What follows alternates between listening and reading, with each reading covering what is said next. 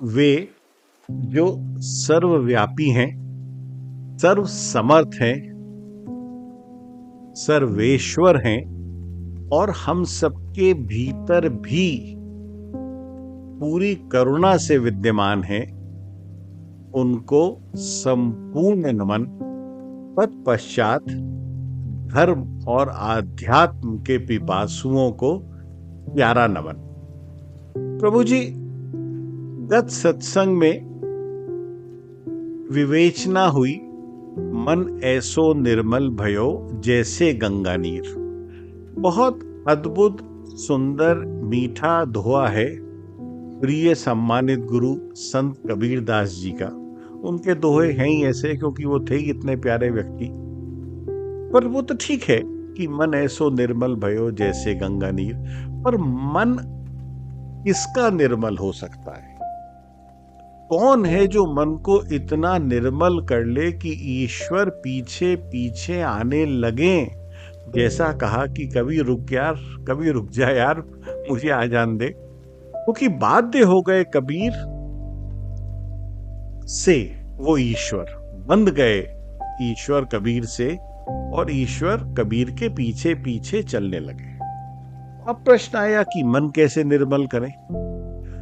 तो प्रभु जी, आज का जो सत्संग है उसी दिशा में है, उसी दिशा में आगे होंगे, और उन्हीं प्रिय सम्मानित गुरु संत कबीर की खुली तिजोरी में से एक बड़ा अनमोल ज्ञान मोती लिया है, जिसको धारण करेंगे। पर पहले मैं आपको कह देना चाहता हूं कि ये जो ज्ञान मोती है, ये संगम का सर्वश्रेष्ठ उदाहरण है। संगम क्या प्रभु जी? जब दो का मिलन होता है तो वो संगम हो जाता है ना? ऐसा कहते हैं संगम हुआ। पर जब तीन का मिलन होता है, इसको बहुत ध्यान पूर्वक सुनिएगा, जब तीन का मिलन होता है तो वो सर्वश्रेष्ठ संगम होता है, सर्वोच्च संगम होता है, और वो तीर्थ राज हो जाता है, जिसको प्रयागराज कहा गया। हमारे यहाँ बहुत से तीर्थ हैं, पर इलाहाबाद, पुराने समय का इलाहाबाद, अब नाम बदल के प्रयागराज हो गया। अच्छा है, जो भी नाम पर जिस हिसाब से नाम बदले जा रहे हैं, पता नहीं कल क्या हो, क्योंकि लोगों का ध्यान नाम में है। जो सबसे बड़ा दुर्भाग्य है, जो मैंने अपने सत्संग में कई बार कहा, कि हम सिर्फ परिधि में घूमते रहते हैं, नाम में, गुणों में नहीं जाते। पर ठीक है, अच्छा है, प्रयागराज हो गया। इलाहाबाद था, प्रयागराज था, क्या अंतर पड़ता है, जब तक कि हम प्रयागराज की आत्मा पे न पहुंच जाए। तो प्रयागराज को तीर्थराज कहा गया, क्योंकि वहां पे तीनों का संगम है, गंगा, जमुना, सरस्वती। इसीलिए ना प्रभु जी उसको तीर्थराज कहा गया। तो जब संगम तीन का होता है प्रभु जी, तो वो सर्वश्रेष्ठ हो जाता है, सर्वोच्च उदाहरण हो जाता है, सबसे ऊंचे शिखर पे पहुंच जाता है। तो अब आज ये आध्यात्मिक सत्संग पे हम अग्रसर हो रहे हैं, इस ज्ञान मोती के साथ, जो कबीर साहब की खुली तिजोरी में से मैंने लिया है। और ये तीन का संगम है प्रभु जी। पृष्ठभूमि है कि मन को निर्मल कौन कर सकता है। कबीर साहब का एक बहुत सुंदर, अद्भुत दोहा है, जिस दोहे पे हम आज चर्चा करने जा रहे हैं, जो हमारा ज्ञान मोती है। दोहा इस प्रकार है: कबीरा साधु गांठ न बांधही, उदर समाता ले, आगे पीछे हरि खड़े, जब मांगे तब दे। पुनः कहूंगा, जैसा कहता हूं, कबीरा साधु गांठ न बांधही, उदर समाता ले, आगे पीछे हरि खड़े, जब मांगे तब दे।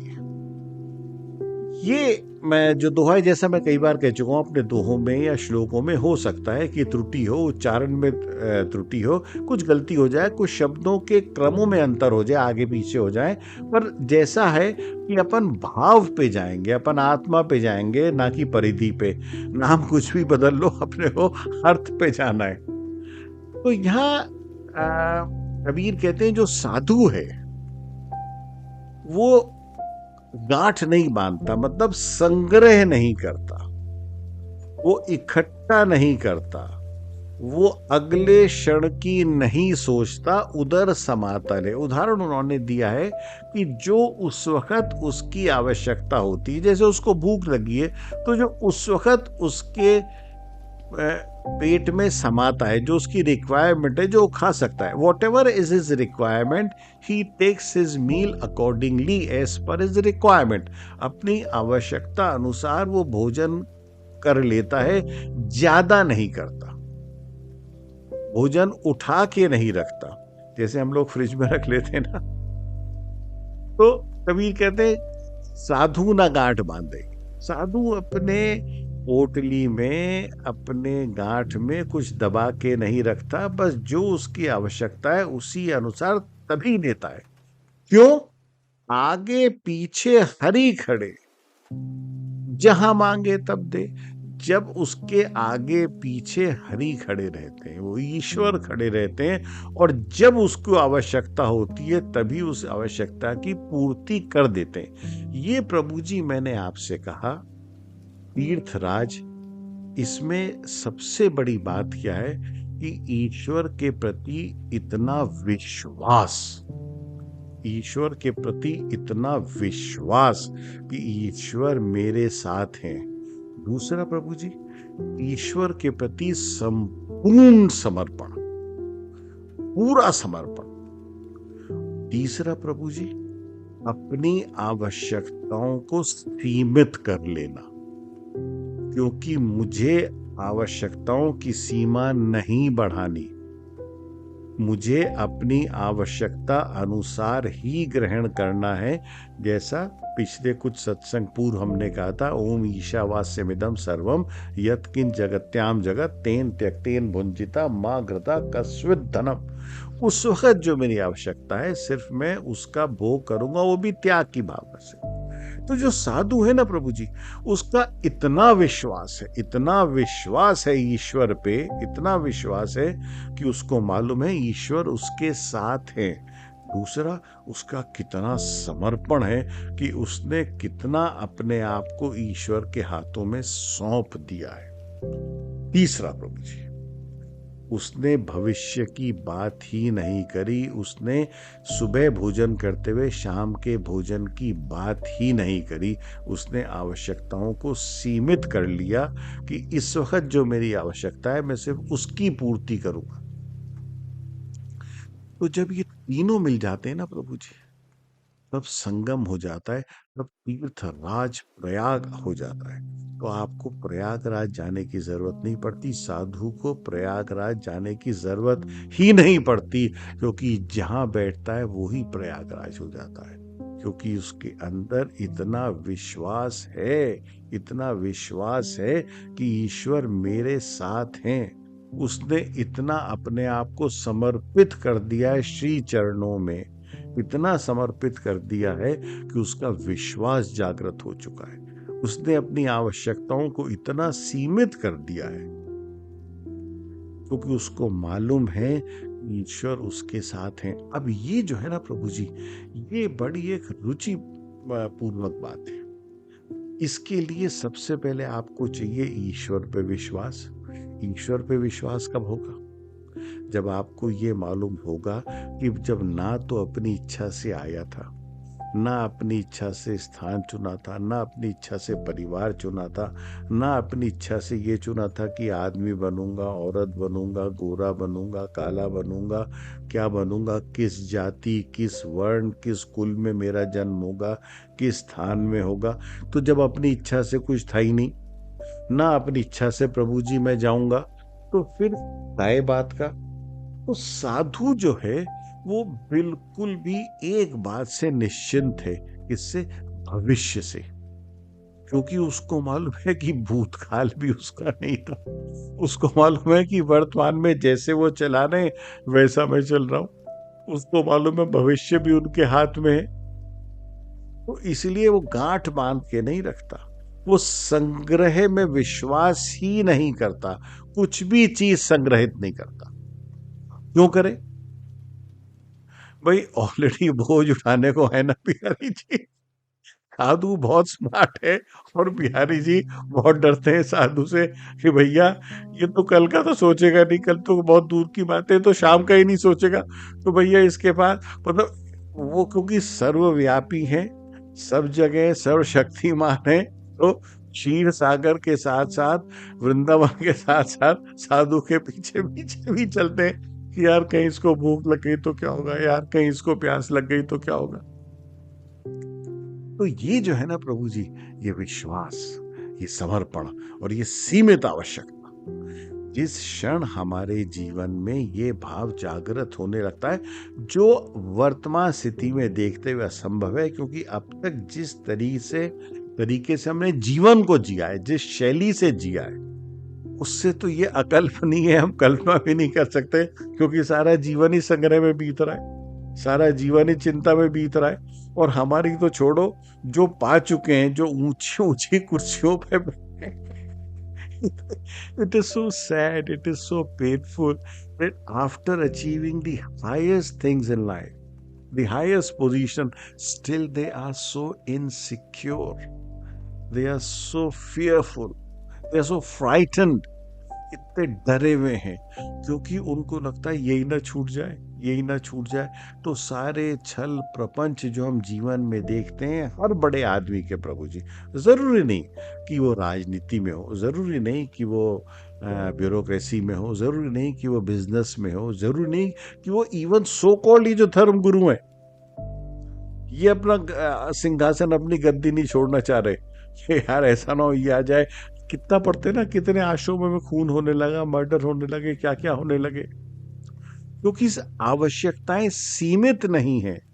दिक्कत ये है, ये सब अपने आप को, ये हयाती के वंशज हैं, अपने आप को अमर समझे बैठे, ये समझते हैं ये अमरत्व को प्राप्त है, तो जितना भोग जितना भोग, जितना संग्रह करना उतना कर लो। कबीर कितने सुंदर व्यक्ति हैं। कबीर तो खुद ही तीर्थ है भाई, कबीर तो जहां रुक जाते थे वही तीर्थ हो जाता था, क्योंकि कबीर ही कह सकते थे कि साधु न गांठ बांधई। तो चलिए हम इस बात का एक सकारात्मक प्रयास तो करें, कोशिश तो करें प्रभु जी, कि हम सबसे पहले कोशिश करने के लिए, प्रयत्न करने के लिए हमें क्या चाहिए कि हमारा विश्वास होना चाहिए कि वो जो बिहारी जी हैं, जिन्होंने हमें जन्म दिया है, जिन्होंने अब तक हमें रखा है, जिन्होंने अब तक हमारी आवश्यकताओं की पूर्ति करी है। यही तो हो सकता है कि हम ज्यादा कम के चक्कर में पड़ जाते हैं, यार ये चाहते थे ये तो दिया नहीं, यार इतना दिया, चलो ये कल परसों इतना दे दें। भाई ये तो हमारी इच्छा है ना, हम तो अपनी इच्छा से बिहारी जी को तोल रहे हैं, उनका आकलन कर रहे हैं। और अगर इतना विश्वास हो कि जिन्होंने जन्म दिया, जो आज यहाँ तक लेके आए, वो कल भी हमारे साथ हैं और रहेंगे। दूसरा, इतना समर्पण, इतने समर्पण की भावना कि मैं क्यों संग्रह करूं भाई, वाई शुड आई एक्यूमुलेट, क्यों रखूं मैं, वो तो मेरे साथ है ही। तो जब इतने समर्पण के साथ, विश्वास के साथ जब समर्पण की दो नदियां मिलती हैं, और उसके बाद इसमें जो है, इसमें असली गंगा है सीमित आवश्यकता। मैं गंगा को सीमित आवश्यकता कह रहा हूं कि जितनी प्यास लगी बस उतना पी लिया, क्योंकि मुझे मालूम है कि जब मुझे आवश्यकता होगी तो वो मेरे पास ही होंगे, मेरी आवश्यकताओं की पूर्ति करेंगे ही। हम अपने इस छोटे सीमित जीवन को, इस अस्थिर जीवन को इस तरह से जीने की कोशिश करें कि हम अपने भीतर तीर्थराज प्रयाग को बनाएं, हम अपने भीतर इन तीनों को उतारें, विश्वास को, समर्पण को और सीमित आवश्यकताओं को।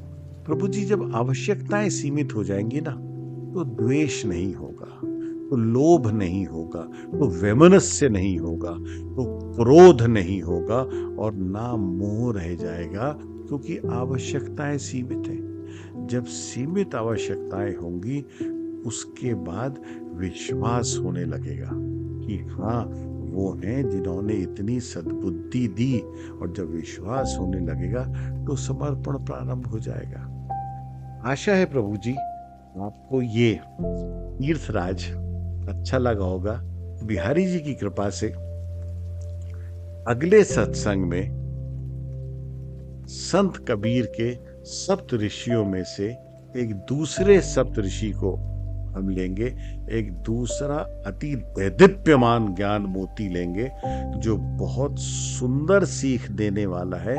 सीख देने वाले तो सभी हैं, पर ईश्वर से प्रार्थना करेंगे कि ईश्वर सद्बुद्धि दो कि हम उसको ग्रहण कर सकें, ग्रहण करके मनन कर सकें, मनन करके उसको आचरण में रूपांतरित कर सकें। चलिए अगले सत्संग में आपसे भेंट होगी। बोलो राधा प्रिय वृंदावन बिहारी लाल की जय।